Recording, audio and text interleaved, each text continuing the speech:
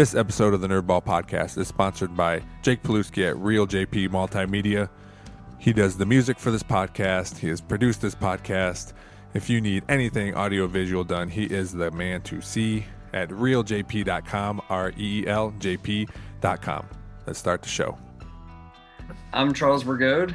I'm a dad, teacher, coach, recreation director, and this is the Nerdball Podcast.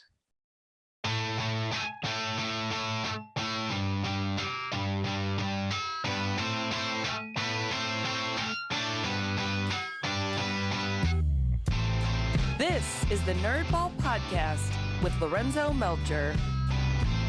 Nailed it. One take. Great job. All right, Charles. Thanks for joining me on the podcast today. Sure. Thanks for having me on. First question I always ask people. I don't know if I just assume people don't listen. So I always go with explain the first question is so what's something you're nerding out about? If it's a book, movie series, a hobby, something you've been doing your whole life, something you just started. It can be anything, but what's something you're currently nerding out about? It just the only rule is it can't be anything that has to do with your job. Sure. So outside of teaching and coaching, all those things I listed there, I really get into doing projects around the house. Mm-hmm. I like doing things myself. So the current project is the biggest one I'm ever undertaking. I'm currently making cabinets to redo our kitchen. Oh, really? So we're going full blown. We're going to blow out a wall that's between our current kitchen and dining room area. The old the HDTV open space program. Oh, sure. Although I don't think our house is going to show up on HGTV at the end. I'll say that. But no, it's been over a year that, I started drawing out the pictures, what it's going to look like, taking the measurements, doing test cabinets to see if we like what they look like before I buy a bunch of wood. And now I'm doing all the cutting it down and making the doors and drawers fronts right now. So whenever I'm not doing everything else with the kids and everything, that's what's occupying my time right now. So is that something your parents did growing up, that they always worked on the house and stuff? Oh my gosh, yes. I don't know what it is. You say it like there's a bunch of half finished projects growing up. There are multiple half finished. I don't know if anything's ever totally finished. Sure, okay. Between my parents, they've moved a couple times. They have a cottage up in Michigan, my brother's house. I mean, somebody in my family's always added on to their house in some capacity. Yeah. That, I know my dad always did projects. My grandpa, his dad would come up from Texas and help him with things. And there was a lot of partially finished stuff. Like we didn't have all the decking was off our back deck for 2 years. And I don't know why, now I own a house and I replaced decking on my deck. And I think why didn't my dad just put decking on? I don't understand what we instead the kids were just climbing around, busting their shins on the beams going across, but so we always had that. And I do enjoy doing projects, but there is some things I will never attempt, or some I'll just pay to do, electrical work. I'm really I don't like doing electrical work. I feel like I'm not worried about me hurting myself. I can take a little poke, but I'm worried about doing it wrong and then our house going up in flames later. Oh yeah, absolutely. So I'd rather but building cabinets, that is I've never heard anybody do that. So that's an undertaking. For sure. It's a lot of time, and the key is I just got to go really slow. Like I said, I'm a year in and I'm not even close to being done. Well, then you have to have a patient wife. Yes. We did our bathroom a couple of years ago, and she likes to say that we redid the bathroom. She did the touch-up paint is what she ended up doing. All right, well, she's got to put her stamp on it, right? Right. Yeah, man, I don't know. Well, I tried to install the new faucet and I ended up having to call a plumber. So, and I do that kind of stuff at work. I mean, I've replaced faucets at my job, and I went to do it at my house, and nothing was going right. And I thought at the very least, I'll just I just won't do anything. I'll just turn the water on and we'll have to call a plumber. But that didn't even work. I turned the water back on and no water came out. So I messed it up horribly. Well, I mean, you gotta start somewhere. Yeah. It's all right. Like I said, I like projects, and apparently you do too. What when you were making test cabinets to see what you would like, Yeah. is that just like what wood or what stain or what, like all kinds of stuff? So the whole deal eventually. So it started off with the test that I needed to do was to make sure, I use a router table of how I'm going to cut the front of the cabinets to Okay. make sure we like the style, make sure all the sizing of things looks the way that we want it to look like. Um, and more than anything, just to make sure I could do it. Oh, sure. Yeah. But yeah, we will. Spring break's coming up here soon. I want to get to that next step of paint color, make sure that the finish is what we want. See if we're going to paint it ourselves or we're going to have somebody else paint the cabinets for us. That's cool, man. You have to send me a picture when it's done, because it Yeah. seems that I like all that stuff. My grandfather was a carpenter, so all that stuff's cool. I don't have time for that stuff, man. Yeah. and I don't know how you do. There's going to be a solid week there in June where my son and my wife are still going to be in school, but I'm going to be out of school. That's nice. when a lot of work's going to get done. Okay, good. All right. So I don't even know. Are you teaching at the high school? Yes. Okay. All right. What do you teach? Physical science and chemistry. Okay. And I'm assuming you liked it. Otherwise, you wouldn't be teaching it, right? Absolutely. Yeah. What do you like about not just what you teach, but science in general? So that's a great question. Teaching for me, it's all about being with the kids. I joke with other adults that the best part about my day is that I'm with no other adults. Yeah. I'm also not alone, right? Sure. So it's like the best of both worlds. And that through coaching, the energy that the teenagers have. I just enjoy being around them. Science. I'm a very analytical mind. I like the idea of a logical flow of how things work. I love getting kids excited about figuring things out about the world. I love those moments in class when kids are like, "Oh my God, wait, Mr. Brigode, I saw this, on TV the other day. Does this work? Is this really how we do it?" And I was like, "Hey, let's pull up that clip. Let's go look at it." So I just love the thought process of it. Have you how long have you taught at Perrysburg? This is year 8.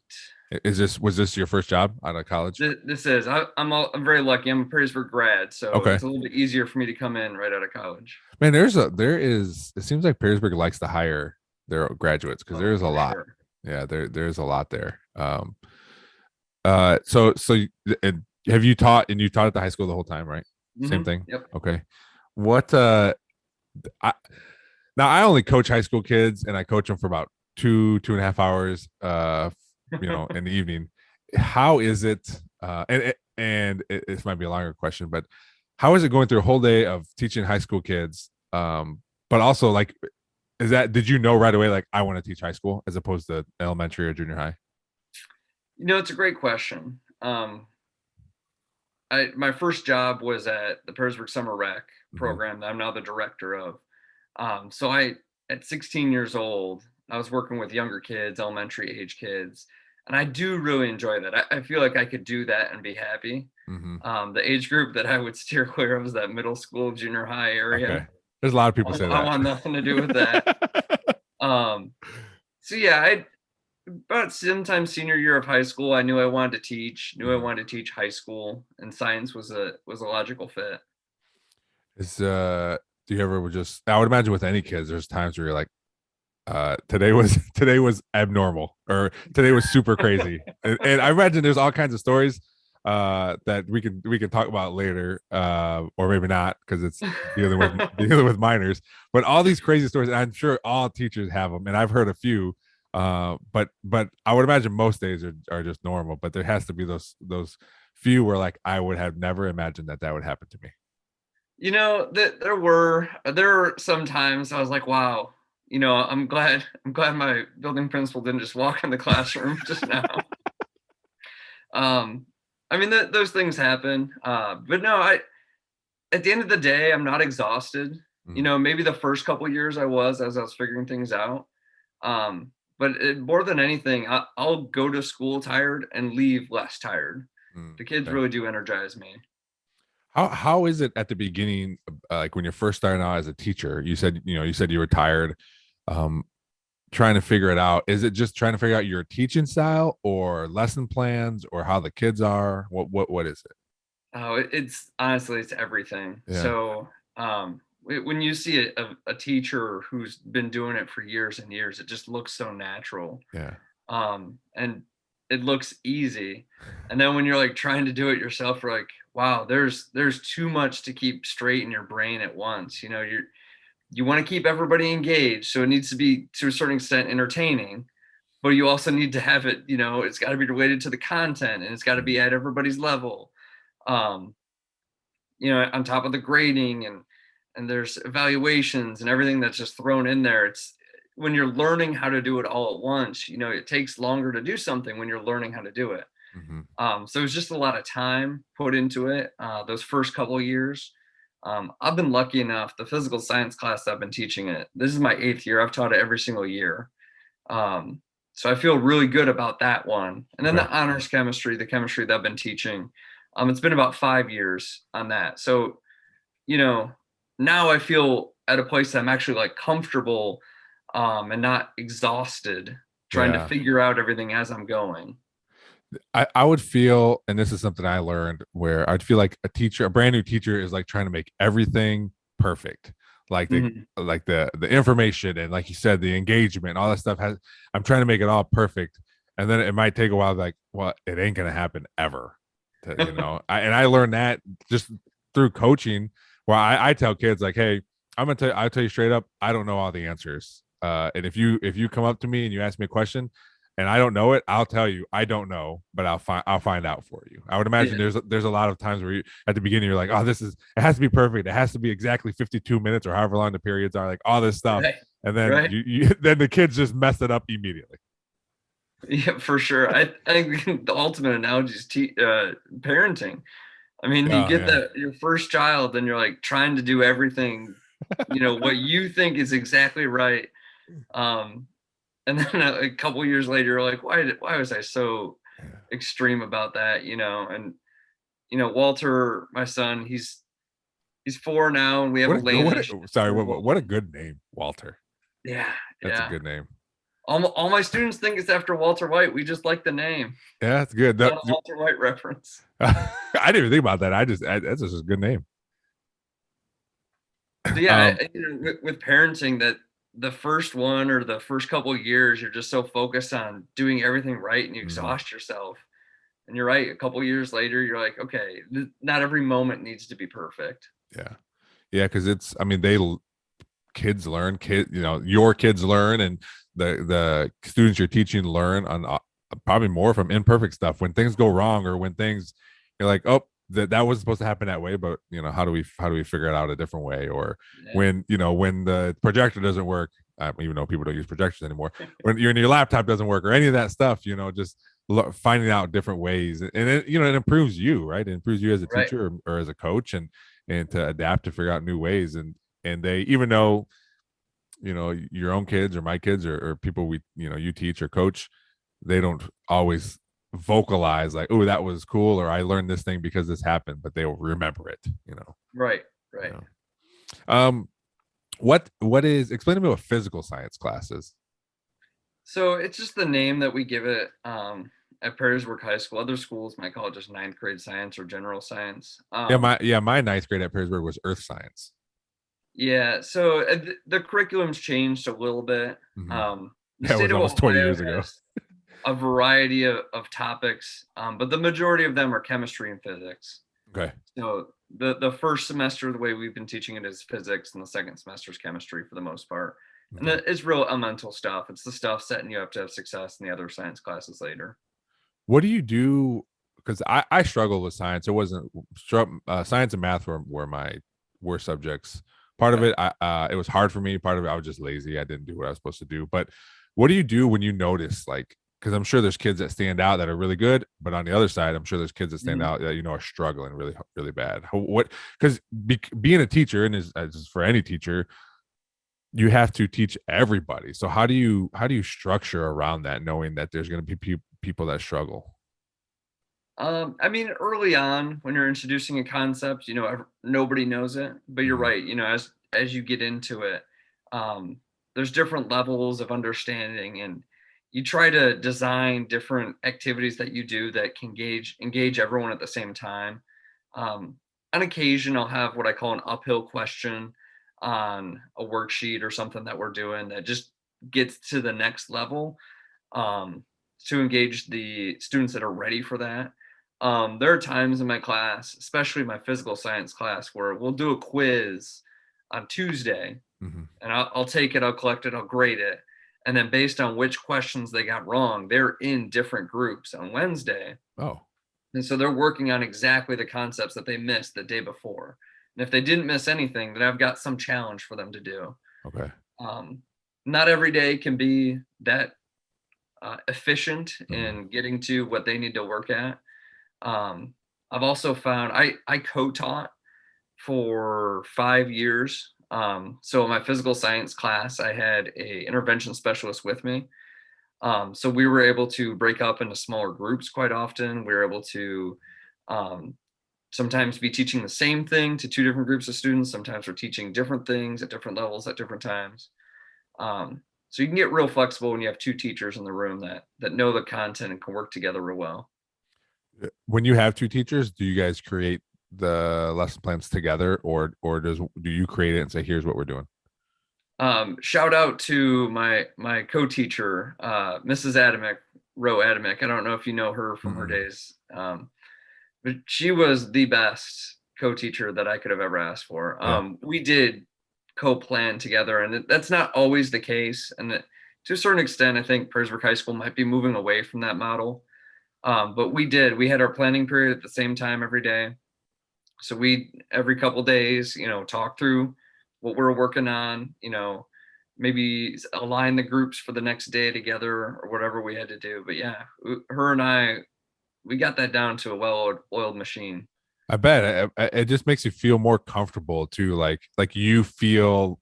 I would imagine when you're making your lesson plan sometimes, or just what the next day, this is what I'm going to do. You're still, and maybe not so much now because you're 8 years in, but there's still some like, is this going to work, or is this going to Yeah, go how I think it is? But I think if you have someone there also saying like, yeah, I think this will work, it is you feel more confident in what you're going to do. yeah.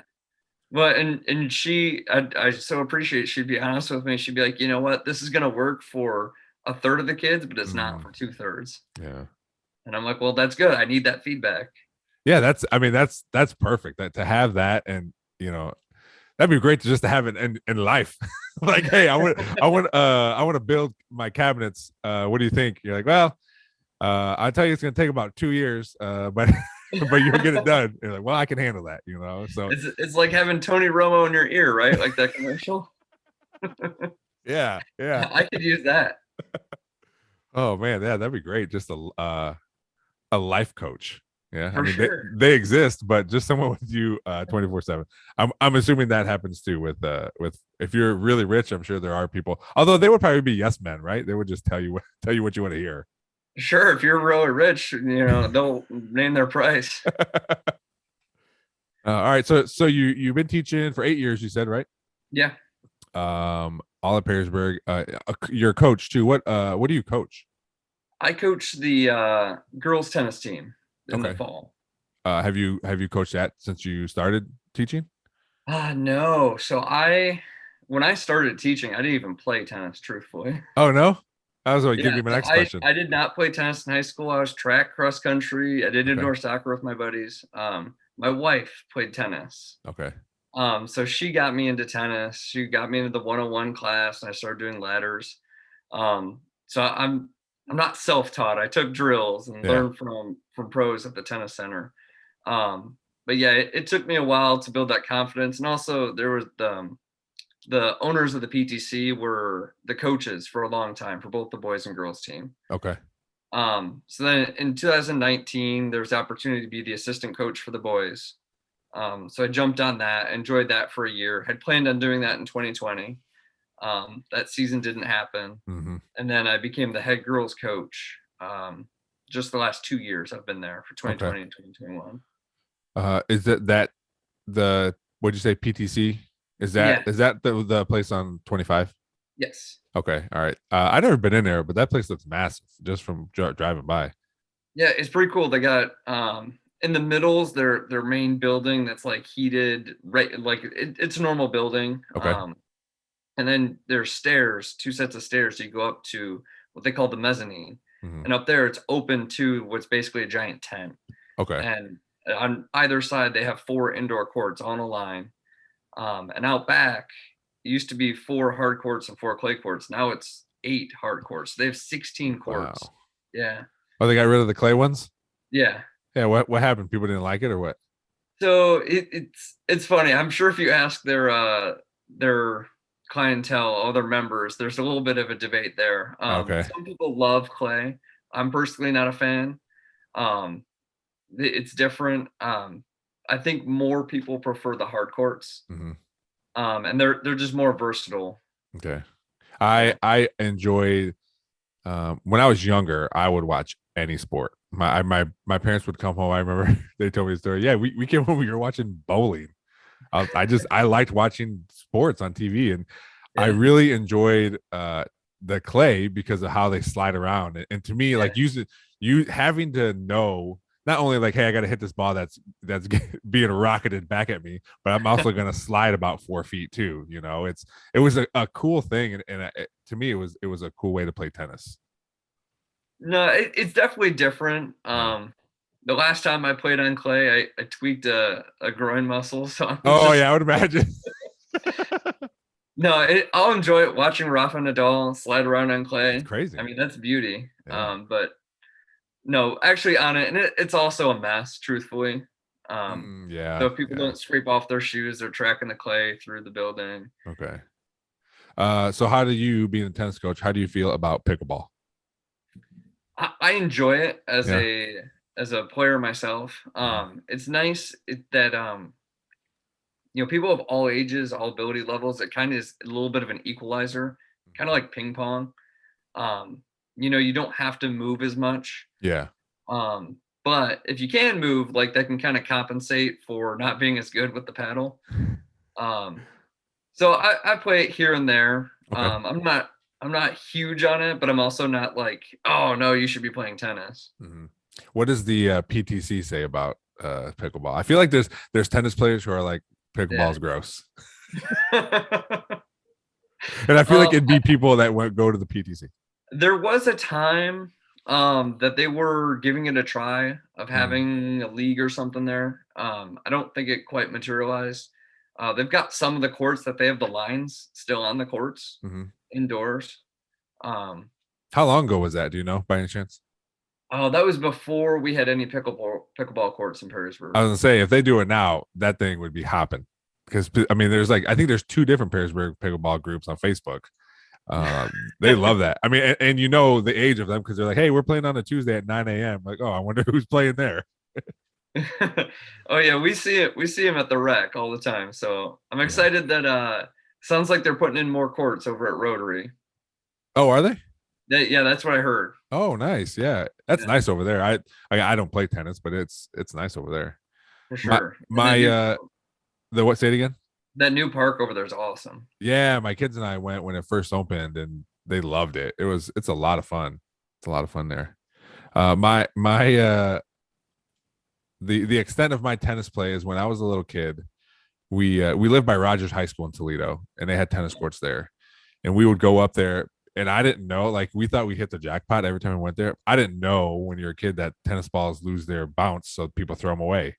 So we would go in the garbage, and there'd be so many tennis, like tubes of not just tennis balls, but the tubes were like people were just throwing tennis balls away. We were like, I'm like 8 years old, but we would take any racket. We'd have racquetball, we'd have badminton, we'd have a tennis racket, and we would just hit tennis balls around. But that's the extent of me playing tennis. I didn't get any further than that. Although it was fun to go against they had a practice wall or whatever. Yeah.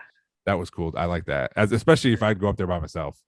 Yeah, we need one somewhere here in Perrysburg. A hitting wall would be great. Oh, we don't have one anywhere? No, I think the closest one might be Anthony Wayne High School. I Oh, think they've wow. got one. Okay. Yeah, that's what would you, as a coach, what would you use that for? As a coach, I wouldn't use it. Okay. Truthfully, it's for, if you need to hit and you've got nobody to hit with. Okay. All right. That's what the hitting wall is for. I So know. usually you'll see a line painted on it for about the Yes. height of the net. Oh, okay. Okay. I know. I assumed that's what it was for when I was a little kid, but I think we would play because we could never, like, we get frustrated because when you're 8 years old trying to play tennis, like everyone would just hit it into the net or hit it out of the court. So we'd always just play against the wall against each other, just hitting it back and forth. Right. Do you know who Mitch Hedberg is? He was he's a comedian, right? He's got the one-liners. Yeah. So one of my favorite ones is he was like, I like playing tennis, but I could never be good as a wall. He's like that fucker's relentless.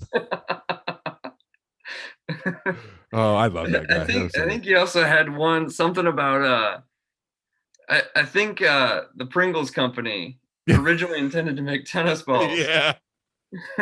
But then when the day they opened, instead of potatoes is a bunch of rubber. Oh man, that's funny. So coaching girls tennis for a few years now. You're the head coach, and it was something I used to be the head freshman football coach before I got moved out to varsity, and that was my first experience like being in charge of a whole team, which I didn't know I was gonna like, and I loved it. Like it was something I was like, man, this is awesome. I want to keep doing this. Because there isn't a lot of like, hey, I'll be the head coach. There's a lot of assistant coaches. What drove you to be like, hey, I want to be in charge? I love being the assistant coach. But truthfully, like the time invested for being the head coach isn't that much more. Okay. But in terms of being in charge, my assistant coach is she played varsity tennis when she was in high school. She actually was a state level tennis player. Oh, wow. So in terms of like the tennis knowledge and like when we go to matches, all my players know, go talk to Coach Kelly. Like if it's a tough match and like it's going to be just the one little edge that sets us apart, it's going to be Coach Kelly that takes you over the edge. It's not me. All right. Which I'm totally fine with that role. Well, I was gonna say that's good. That's good as a coach. One thing I enjoyed from coaching with Coach Kriegel is he let his assistants coach their group of players. Right. I was a wide receivers coach at the time. He let me coach wide receivers. Didn't interrupt. If there was something that he wanted to get a point across, he would say something. But as far as me he would just let me coach. And I like that about you, knowing like these are my limitations. I just want the team to do well. And this is the coach that's going to put you there. Right. Yeah. It's not that I'm worthless on the court. Oh, no. I'm not saying that. I mean, so much of tennis is played in the head. Mm-hmm. So much of it is psychology and keeping people in the right mindset. But in terms of being the leader, I'm always naturally drawn to that. I like to be the person people look to when moments get hard or things are tough or we know there's a challenge in front of us. I like seeing people grow. So if I'm able to put them in a position to grow as an individual in some way, I love doing that. So, pairing up doubles partners to put them in a place to succeed, maybe arranging a match that's going to be a little bit challenging for a set of players, or pulling up a senior for senior night and she gets to play singles and she's never played singles before, but she gets to go out there and senior night, play singles and get a varsity win, her first ever varsity win. Like being able to arrange those moments, that's what I really enjoy about the job. That's the growth part of it is one of my favorite things too. It with football, sometimes it's years. Like you got to wait. Okay, I remember he's a senior. I remember when he was a freshman. He didn't see the field. Now look at him now. When I coach like little league baseball or I'm coaching my daughter's softball team, the amount of growth in an 8-week span is amazing. Because I coached a t-ball team last year. maybe it was a coach pitch team. I think the first game, I had to bring the tee out for, I don't know, 75% of the team. And then by the end of the game, by the end of the season, I'm not bringing the tee out at all. Everyone's hitting off the pitches I'm throwing. Yeah. Like just to see that growth. And that's my favorite part about it. If it takes 4 years or if it takes the 8 weeks that it does for the 5 and 6 year olds, like that part to me is so important. And I try to stress it, like, it's realize what's happening here, realize what you're doing. Obviously it's easier for high school students than it is for 6-year-olds, but just for them to understand, like, you're better now. Yeah. And hopefully they take it and run with it, and realize and apply it for other stuff. It doesn't just have to be sports, but hopefully they understand, like, oh, I got better at this, I can get better at math or English or my job. Yeah, exactly. I tell them that all the time. I'm like, you don't know what you're going to face down the road, but you got to have the confidence that you're going to figure it out and you're going to get better. Mm-hmm. And I mean, that's what coaches are there for, to coach them through that kind of stuff. So have you thought about coaching anything else? Because there's always things that pop up at Perrysburg. I didn't know, because you said you played, you did indoor soccer and you did track and that kind of stuff. Yeah. I played soccer. I'm okay. I really enjoyed the sport. I played PYSA for years. Okay. I never played travel. I never really got to that level. So I don't know if soccer would be the route. I've thought about like track. I was a middle distance runner. I really enjoyed that. Mr. English was my coach. Oh, nice. For middle distance. So I really enjoy my time there. I'm doing that. So I've thought about that. Now that I have kids, I think I want to stick to just one season. Yeah, it is tough. And girls tennis, truthfully, is the best season. Yeah. It's really nice weather. Yeah, I did football and track when I was before I became a varsity football coach. I did junior high track, and I loved it because it's a short season. You get paid pretty good for the amount of time you're there. I could use it to recruit for football, talk to kids about playing football. Yeah. It's the away meets, man. I'd get home at 8:30, 9 o'clock at night, and even after I stopped, I still volunteered. And my wife even said, she's like, you can go to all the practices and the home meets. It'd be nice for you to not be out that late, because we had 2 kids, which I did. And it was fun. Yeah. I still like doing it, but it is a lot of time. And I thought about joining the coaching shot and disc for the high school. And I was with my wife, and she was like, what's that season like? I go, it's basically football again, except worse, because it's more nights than just Friday. She's like, well, maybe not. I said, no, I don't think I'm going to do it, So eventually I'd love to do that, but it is a lot of time, especially when you have kid, you have one kid right now. I've got 2. I've got Walter's 4 and Elena's 1. Yeah. When you have kids, you realize pretty quickly, like, time is a little bit more important than doing that other stuff. Yeah. Yeah. Do they does your family come to the tennis matches? They came out to a couple this year. Yeah. So they get to kind of know my wife works at the front desk at the tennis center. Okay. Not as often as she used to. It's about every other week she's out there, but she knows a lot of the girls, especially the varsity players. Okay. But then she'll get to know different families. One of the players on the team right now, she babysat when she was younger. Nice. So she knows the community. So she likes to come out. I'm not sure how much Walter is into it quite yet. And Elena was way too young to have any idea what's going on. Yeah. But I want them around. I want them to get caught with the tennis bug. I want them to see these great role models. I want them to be around what Dad's doing and nerded out by it. Yeah, that's one of my favorite things. Is this past season was the first time my son was on the sideline for varsity games. Okay. So he was the water boy, and then I coached the JV, so he was water boy on Saturday mornings for me too. But he's been doing that for a few years. But being out there on a Friday night is totally different than a Saturday morning. Yeah. And he was out there and he was loving it, and that changed his mind. At the beginning of the season, he didn't want to play tackle football, and now he's really excited about playing tackle football because he'll get to do it for the first time next year. So I love having him out there. I was with my dad, coached my baseball team for years, and I liked him being there and seeing me coach. And there was a few times where I yelled at him because I was like, I keep having to like, dude, it's just water. You got to pay attention. And after the game, we'd sit in the truck and I would talk to him like, do you understand? Like, it's like it's a lot different out there, huh? He was like, yeah, it is. I know. And so at the end of the season, he got a lot better. But it's a big deal when you're out there. Yeah, yeah. And as his dad, I don't want him to, I don't want him to get yelled at. That's why I try to do it more than, because other coaches I've seen before, other coaches will yell at kids, water boys and ball boys and stuff. So I don't want him to get yelled at. He can get yelled at by me. That'd be all right.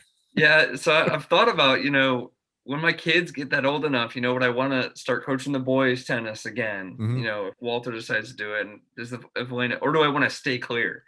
Do I just want a total remove from that, like just keep my mouth shut the entire time? I don't know. We'll see.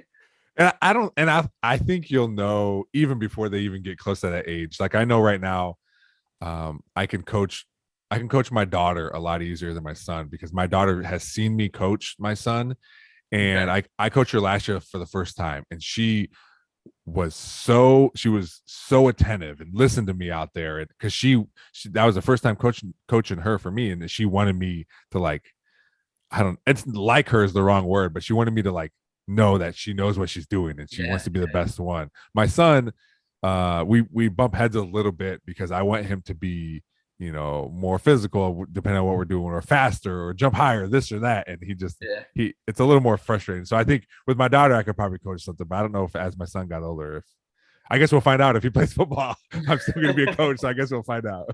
Yeah, we'll see how physical he wants to be. Yeah.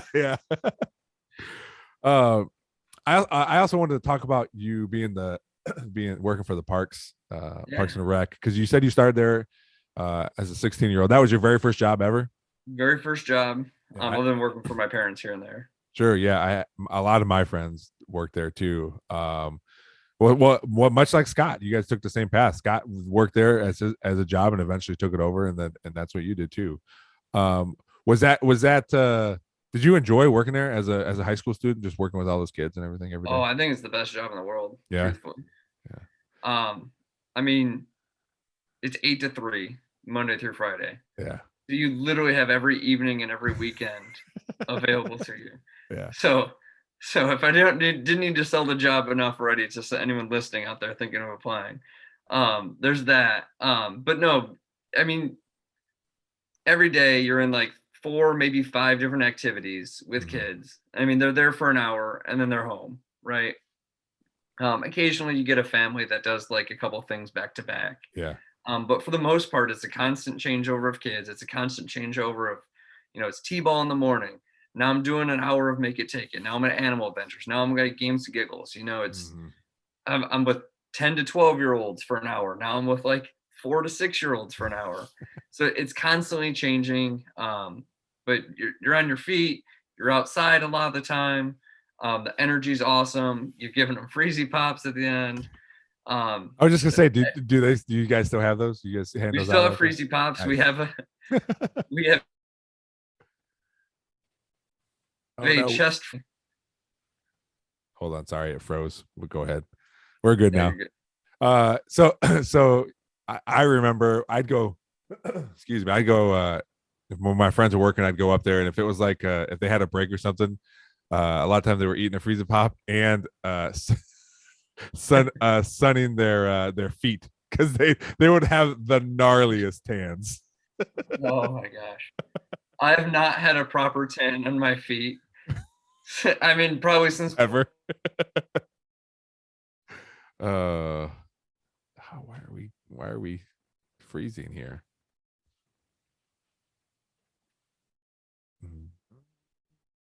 All right. I don't know why we're freezing. I never freeze. Maybe it's because my kids are home and they're on devices now. They're sucking up the internet. Anyway, you were talking about the gnarly tans. I get those now too for football, but man, some of my friends, they were brutal. They were brutal. The worst is we have Water World on Wednesdays. Yeah. So I mean, you know what that is. It's a bunch of water, slip and slides, water balloons, everything. So my staff usually take off their shoes and run around barefoot for that program. Yeah. And then they get wet, they get all shrivelly, and you're like, you need to put those feet away. I don't need to. Don't walk in my office wet and with those feet sticking out. A lot of dead feet around. Right. It is not a pleasant smell. What of all the activities that you guys do there, what are your favorites?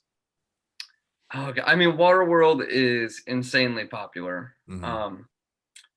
Going back to 2019, the last time we had no limit Mm. registrations, we had like 400 kids. No, that's the total number of registrations. I get that wrong. It was somewhere like 200 plus kids Wow. registered for Waterworld. And that's just water balloon slip and slides every And you Wednesday. guys don't cap anything, right? We hadn't prior to COVID. Yeah, yeah. And this year we're going to online registration. For the most part, we're not going to be capped. Okay. There'll be a handful of programs we will. All right. But Waterworld, insanely popular.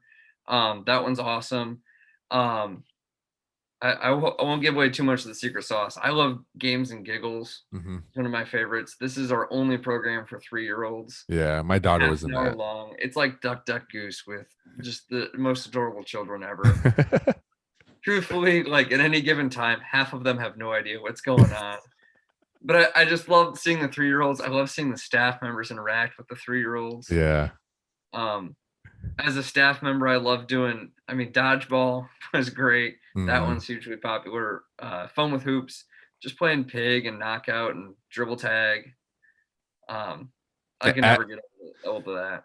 As the director, how much time do you get to be out there doing stuff too? My interaction with the kids and families is I don't run programs. Josh is my assistant director. We haven't ran programs. Not that we can't. And we will here and there if we need to. Mm-hmm. But our interactions are more of support. So keeping an eye, making sure that, everybody's leaving with their family. That's a huge thing for us. Yeah. Because it's not like a school. It's not like there's one entrance and one exit. So we're always trying to keep an eye on things. Or, we'll clean up, help staff members clean up, or, somebody's got to use a restroom. I'll jump in for a few minutes. So I get enough interaction with different families and different kids. But I don't run it's not like I selected a program that I run every year. Okay.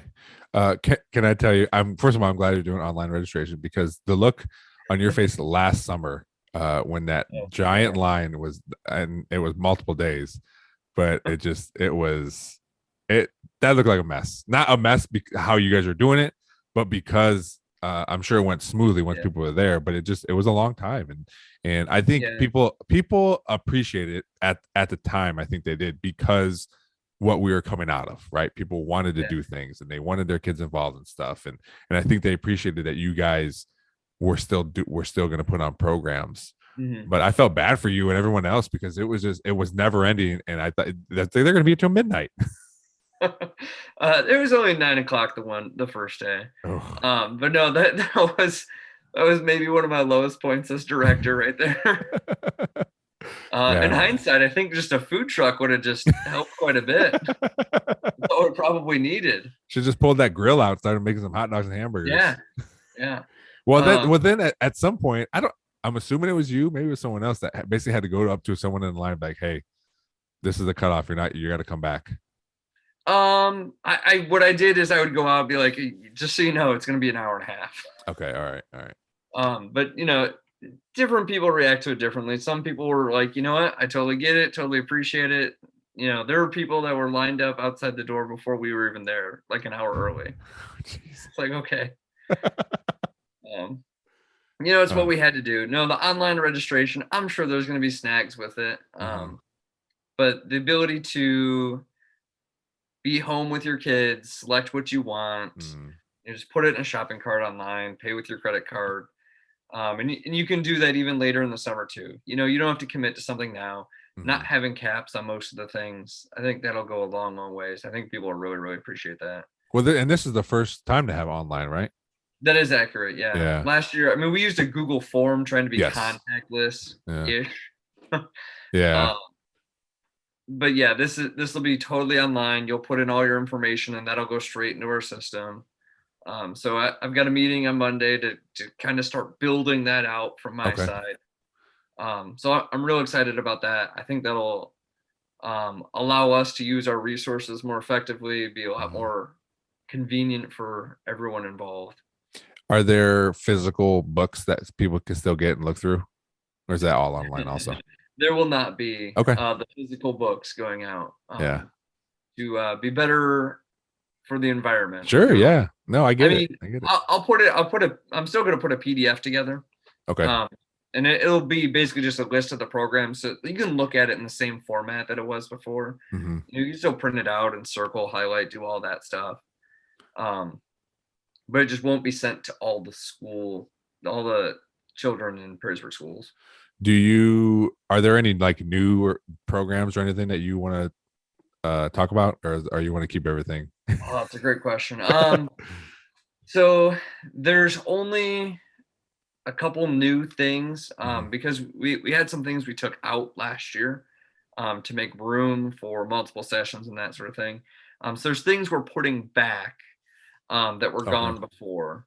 We're going to collaborate with the Perrysburg Heights Community Center. We're going to do a couple programs there. Oh, nice.